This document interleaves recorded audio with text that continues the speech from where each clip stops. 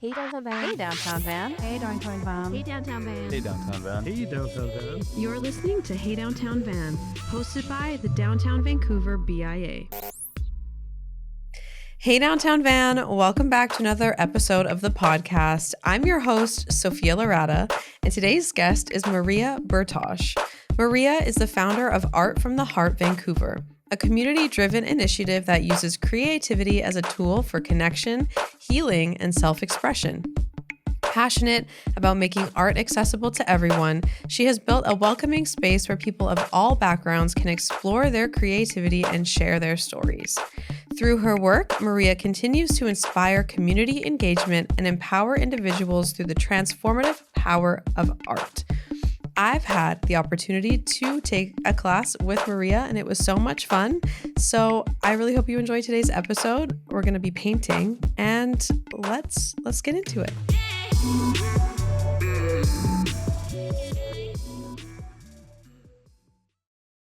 Maria, welcome to the podcast. Hi, thanks for having me. Of course. I'm so excited, guys. We're painting today. I'm not the best painter, as you know, because when I took your class, you had to save me. But just start off by telling the viewers and the listeners, what exactly is Art from the Heart?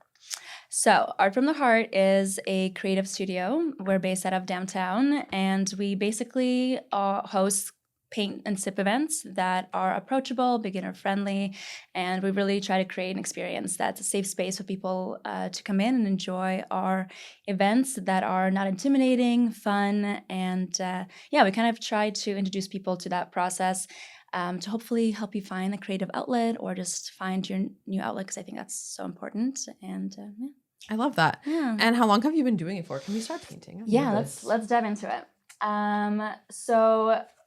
The very first paint night that I hosted was about 6 years ago. And at the time, it was just something that I did.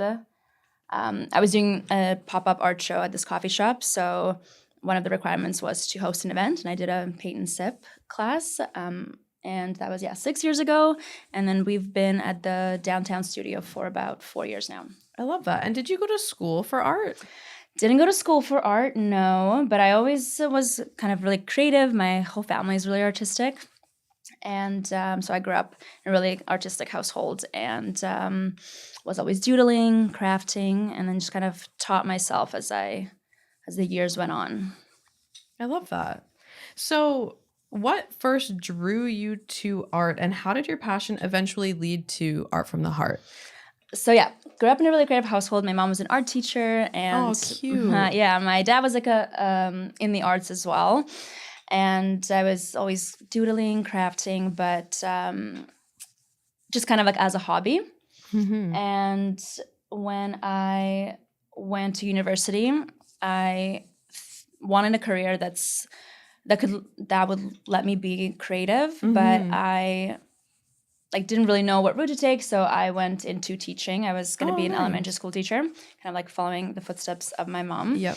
And at the time, social media was really on the rise, and I saw a lot of people share their art online. And I was like, maybe I can dabble into this. And I started doing my own paintings and kind of perfecting my style. And I was like, okay, I'm actually pretty good. Let's see what we can make of this. Mm-hmm. And then, long story short, teaching in a traditional sense wasn't for me Mm-hmm. in a school setting. And I was serving at the time, and that gave me a lot of flexibility to work on my art, develop my style in acrylic painting, and started hosting workshops here and there, and really fell in love with the community aspect of it, and doing what I love and teaching people, kind of introducing them into my world that was so familiar to me, but maybe it was foreign to other people.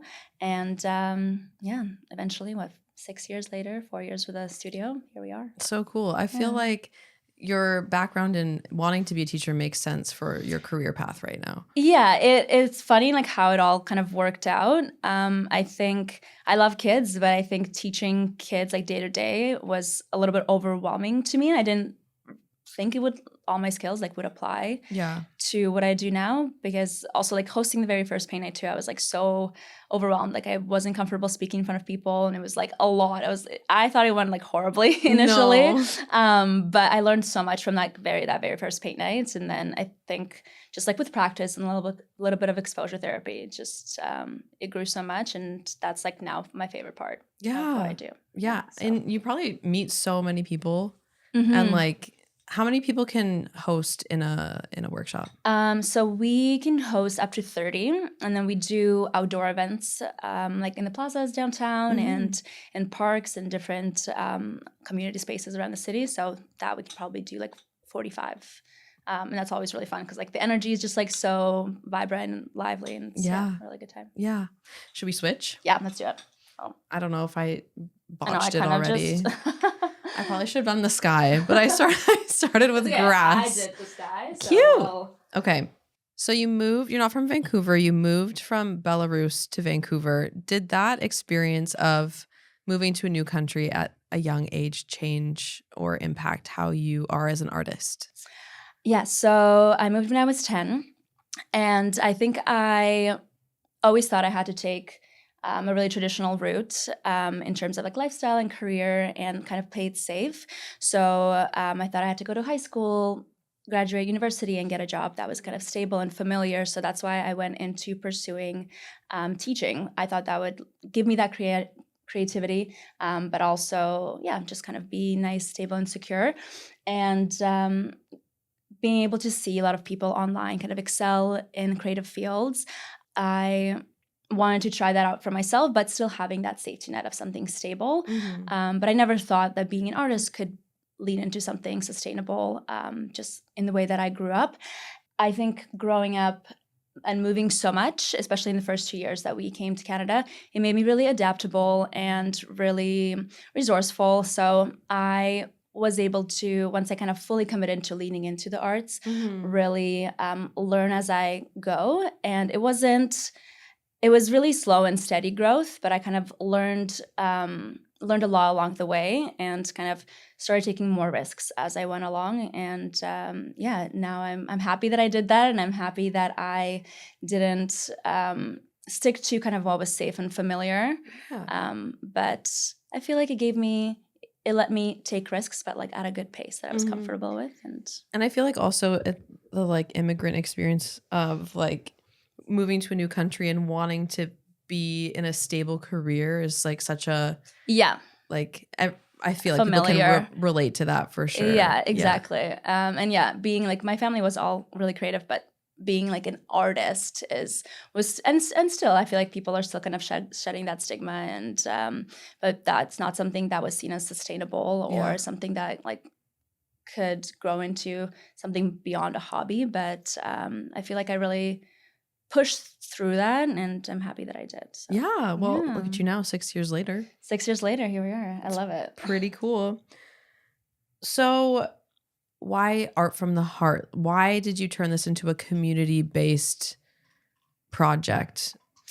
So for a long time, I thought like painting for me was really isolating, and I got really antsy. And I wanted to just share what I loved with other people. And from that very first paint night, I was able to see how people who step into my world that was like so familiar to me, and for me was like second nature. But for a lot of people, it was really outside of their comfort zone. And it was really cool just to see how people experience that and the way that they light up when they do something different and learn something new. So I was like, there's really something here in doing what I love in a big group setting. And I really leaned into that, and I thought I would share what I love with others. And it's a really beautiful experience. I'm sure you've seen a lot of first dates. Lots of first dates. But I think it's really fun because it gives you that conversation. Like starter, and you can kind of like chat, and it doesn't have to be that serious. If there's any awkward lulls and awkward pauses, you're just like, I'm busy painting. Perfect first date. It is a perfect first date because you can also have a little glass of wine while you're painting. It's a vibe. Hang out, meet other people too, and like maybe if you're a secret artist, you can show off. So true. I feel like if I should have done that on a first date. I would have, like, if I went on a first date and the guy was like secretly extremely talented, I would be like, okay, Yeah, hello. we're going on a second date. 100%. What else does connection look like at your events? Because I feel like Vancouver is one of those cities where it's really hard to meet people. Do you have stories of people that have met at your events, or can you see it when you're teaching or instructing people? Yeah, that's a good question. Connection is definitely one of our pillars. We try to make the experience really interactive and encouraging. So during every class, we always welcome people to walk around the class to see how people's paintings turn out. And that is always a great conversation starter. And people are so supportive of one another. Mm-hmm. We also have a lot of people come to our classes by themselves, Yeah. which I really, really love to see. And we always try to create a space that's not intimidating for someone to come solo, Mhm. because it can be, definitely. But all of our staff is so friendly, and the whole experience, you just kind of, even if you come as a friend with a friend, I feel like sometimes you don't even talk to your friend just because you're like so lost in the locked process, in, which yeah. is like why I'm struggling to talk right now. I just like log in. Yeah, whenever we have guests come in by themselves, I either try to like seat them together or like really encourage that interaction. And we've had so many people like just chat during the class, and we had a few people just like exchange numbers and then come to paint nights Aw. like together. I love that. And that's like one of the things like I love the most. I'm just like, you guys met at our paint nights, and it's so fun that you could keep coming back, because it's also like the biggest compliment that people Yeah. want to return and like do what we have to offer again. So that's like one of my favorite That's so parts, too. special. Do you have regulars then? Like, are there people that you recognize? Yeah, we have quite a bit of regulars. We're working on introducing like bundle paint nights where people can come and return time and time again. But yeah, lots of people that come around. And yeah, like I said, biggest compliment, because people will always say like, this was fun, thank you. Yeah. But like when they actually return, that's like when you know for sure. And that's the best. Exactly. Your workshops are also open to all skill levels. And so why was accessibility and inclusivity so important to you? So I think people think that only a certain kind of person can be an artist. Maybe you have to have like natural talent or have a lot of technical skill. And I really don't think that's true. I think it can be. I don't have any of those. You have some. Okay, I can't talk and paint at the same time. That's beautiful. That's I feel like I like artwork. And I think that, I don't think that you have to be naturally creative or have a lot of technical skill to be an artist. I think it just can be an outlet for anybody. And that's something that we try to encourage and really just make the process seem as less intimidating as possible. Because for me, having an outlet is so important and it's been so transformative. So we really want to create a space where you can just try something different. And I realize that not everybody is going to want to have painting as their outlet, but we want to have people come into our studio that just have such a good time and have such a relaxing time that maybe they're just more interested in trying new things more often. So eventually they can find something that really resonates with them. Yeah, absolutely. Yeah. Do you find that you're an auditory listener, or like when you take in information, do you have to write it down? Do you have to listen? Do you have to watch? I'm a visual learner for sure. So, but I do get, and I need to like, as evident, I need to focus on like one thing to kind of register things as they come at me. Yeah. But yeah, definitely visual. That's so funny because I feel like I'm auditory, but I also need to be doing something while I'm listening. So I feel you're like thriving. right now. You're thriving. I'm so relaxed right now. I'm like, this is great. This was my idea, and I don't know if I regret it or not. But no, I'm vibing. What have you seen happen to people when they try painting for the first time? For the most part, it's really sweet. I think people come in with a lot of self-doubt. Lots of people come in who haven't like painted since elementary school, or like creativity isn't part of their day-to-day life. And like I said, we do really, really focus on creating an experience that's really approachable, and seeing people just surprise themselves and feel proud of the work that they create and that they didn't expect is really nice. And it's funny because people are always, when they walk around the room and look at other people's paintings, they're always so much nicer to like other other people's work Yes. versus their own. Yes. And we really try to just encourage them to be like, to acknowledge like the positives of their own art. Yeah. Because people are obviously naturally so much more self-critical. But yeah, people just being proud of themselves and surprising themselves with what they made, because coming into the experience, they were like, I could never do that. And I'm like, no, that's not true. And then they leave with a beautiful masterpiece. Yeah, and they can get to keep it, and it's a good memory. Yeah. So, no, it's always really nice. What happens when it leaks? What am I supposed Just to wait do? for it to dry. It's like it was a flower and now it's not. Now it's Or maybe a blob. use a smaller brush. Oh, you're so right. That's why you're the artist and I'm not. Smaller brush.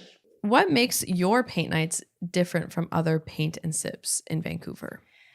So before when I hosted my very, very first paint night, I haven't been to a paint and sip before. So I didn't really have anything to compare it to, but I kind of knew what they looked like. I feel like the idea that I had about paint nights was they were usually hosted in like a bar or a pub.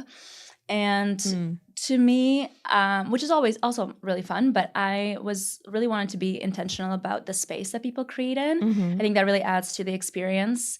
Having a studio now, people know what to expect and they know that the atmosphere that they're walking into. The first few paint nights that we had were also held in a park. We did like a paint in a park series. Yeah. And that's also really fun, which is why we try to keep things outdoors in the summer months as well. I feel like painting outside, like in the sunshine, just like adds a whole different like vibe to the experience. And it's really, really fun. So that was always something that was really important to me, is being intentional about the environment that we create for people to come into. I also love a theme. So like anytime I can do like a themed series, I think that people also really have fun with it. And we also try to implement like different types of workshops and do different mediums like beyond just like painting, but also have those like core fundamentals that of connection and creativity. Yeah. How long have you been operating out of Bentall Center now? 4.5 years. Nice. Yeah, so we've been going strong there, and it's such a great place to be. They do a really good work with just like local brands and small businesses. And I think, the work that they do there is so great. I think a few years ago, I can't remember what year it was, but we did something with you at Lot 19. It was an outdoor painting series. So that was one of our first like Paint at the Plaza events. Also great space. So lovely. So much like foot traffic. So people are always like curious and are interested, and such a great way to activate the area and the community. So that was really, really fun. And since then, we've done some Paint in the Plazas like in the Bentall area as well, and in Mount Pleasant also. And same thing. I love painting outside. It's just like, it's so fun. Therapeutic. So therapeutic. Obviously, Vancouver weather sometimes can be a little bit unpredictable, but we've had pretty good luck. That's for great. the most part. So you said when you were a kid, you were a doodler and a sketcher. Doodler. Did you were you good from birth? Like, were you really talented as a kid? I was pretty good. I love that. That's so cool. My mom kept like a lot of my work, and she has this big book with all of my paintings. And I think I just had a natural eye for like faces and like perspective and stuff like that. And it's fun to look back. She loves to whip it out whenever people come over. Sure. But and she put me into art classes like early on, and I always did like really big paintings as a kid. So definitely something that naturally came to me. Yeah. But also like helps like my whole family. Like my grandpa was an artist. Like my Really? dad was in the arts, and my mom was an art teacher. So like I was kind of fostered in that environment. So that definitely also helped. Yeah. Do you sell any of your paintings? I don't anymore. That's kind of how I got into everything. After I realized I didn't want to teach, I was serving, and I was developing like my art and focusing on that a lot. So I was working a lot on a lot of like my individual paintings, and I did art shows when I was doing that and sold prints and all that stuff. But I think now Art from the Heart is my creative outlet. So all of my creative energy goes there. And I once in a while will paint something for myself, but not so much. But I'm creatively fulfilled, so I'm happy. Fair enough. Yeah. What do you think Vancouver needs to do more for artists? Because I feel like there's not a lot of art spaces for people. I could be wrong. What's that environment like for artists in the city? Vancouver can be a lot more like open and welcoming to artists and kind of break down some of the barriers that artists experience. And a lot of people that even apply like to work at our studio do so because they're looking for like that community. I think from what I see and hear, a lot of people in the arts kind of have to pave their own way. Like they do independent art shows and they host like their own events. So I think the city can definitely be more helpful, maybe with like easier permitting, obtaining and stuff like that. I think it's definitely getting better. That's good. Even when we had like Vancouver Mural Fest, like that was amazing for the art community. Those events were so much more fun. Like, so doing a little bit more, I think, of that and having those initiatives would be really, really helpful because it fosters the art community, helps like inspire people, helps other artists like meet people in their community, and definitely a lot more of that would be great for the city, and it just helps the city so much. It really does. Yeah. Why do you then think art is so important in general? Art has been around since the beginning of time, probably. The beginning of time. Why do you think it's so important? I think it's just a great escape for people. Yeah. So whether you are the artist or you're somebody who is an admirer, I think art can make people feel really seen. Yeah. And for me, it's been a great outlet, whether I'm struggling with something or I'm happy. Usually it's when I'm struggling with something. I feel like that's it's a lot never more happy. Good ideas never come from like when I'm happy. Yeah. But it's just a way for me to kind of get lost in the process and kind of forget about what's going on in the outside world and dive into my art. I feel like time moves at a different pace, and for me it's an escape. That's why I think having an outlet of any kind is so great and beautiful. But for people who love art, there's so much different kind of art out there, and there's something out there for everybody. And I think I think it also can be an escape for people who just are admirers as well. Yeah, absolutely. Can you share, maybe if you have one, a memorable moment or story from one of your workshops that really stuck with you? This happened kind of recently, actually. So we had a guest reach out, and her aunt was in palliative care. And they were doing like a final trip as a family to Vancouver, and they were doing all these activities to create memories for the family. And she reached out to do a workshop with us, and I thought it was such a beautiful story, and her message was really touching. And so we gifted her an experience at our studio for the family when they were in town. And it was just honestly the most like special thing ever. They had such a great time together as a family, and it was such an honor that they wanted to come into our space and do that with us. And I think it was memorable for them, but also for us, just to be able to create an experience that was so touching for them. They got to enjoy their time together, like making art, and then got to keep a little keepsake at the end with the painting they made. And they were so kind, and that's really lovely. So nice afterwards. So that was definitely memorable, especially, I mean, it happened recently, but it was something that really stuck out, that we could make a difference in that way for them. Yeah, well, I mean, it's just proof that, art is healing for people. Totally. Yeah, and such a great way to connect and kind of forget for a little bit like what's going on. Yeah, which is super important. When you think about your business 5 years from now, where do you want Art from the Heart to be? I love our community and what it's grown to in our studio space, and I definitely want to continue fostering that and growing that. I think expanding our workshop offers and offering different mediums would be really, really fun. Not everybody wants to do acrylic painting, so we want to be able to offer different types of workshops, but still having those core fundamentals with connection and creativity, and maybe people will resonate with a different style of workshop. So definitely that. I'm really excited about our outdoor events coming up in the summer. So a lot more of that, and expanding to different communities, working with different businesses and brands. That's definitely something at the forefront that I want to continue doing. And I'm slowly working on introducing like product like paint and paint by number kits and different cute. kits. I love that. Just so in case people do want to have more of that solo experience or do something kind of like on their own with their friends, they can still paint with us and they can just kind of take their creativity on the go. And yeah. That'll be great. Yeah, I'm really excited. So I'm kind of still in the middle of it, but hopefully it'll come together soon. So if people want to come to one of your workshops, how much does it cost? Where can they find you? What's the tea? What's the tea?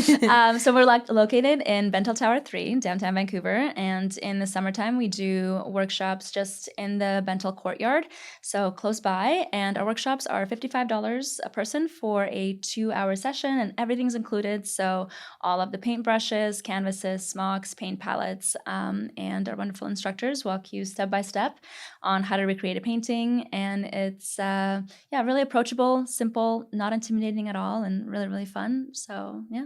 Yeah, it is so much fun. We had the you've privilege been of to one, coming yeah. and we definitely want to come back. So yeah, we'd love to have you. Is there anything, Maria, that I didn't ask you that you want to share with our listeners before we I think you covered a lot, but we just really love painting with other people. And I think art can be such a great way to connect and inspire. So we hope to continue doing that with our community and within the downtown community. And we're super excited for our summer events. We'll be painting outdoors from June to September as weather permits. And we would love to have everybody there. Absolutely. And what's your website so people can go find you? Yes, artfromtheheartyvr.com.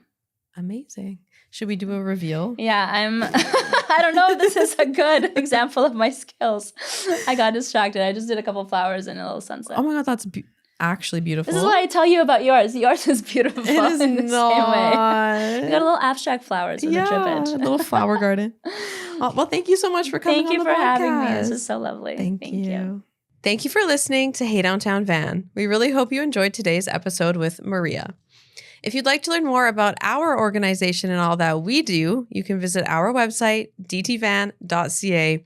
Follow us on social at Hey Downtown Van, or remember to subscribe. Whether you're listening on Spotify, Apple Podcasts, or watching on YouTube, hit that subscribe button. Thanks for listening.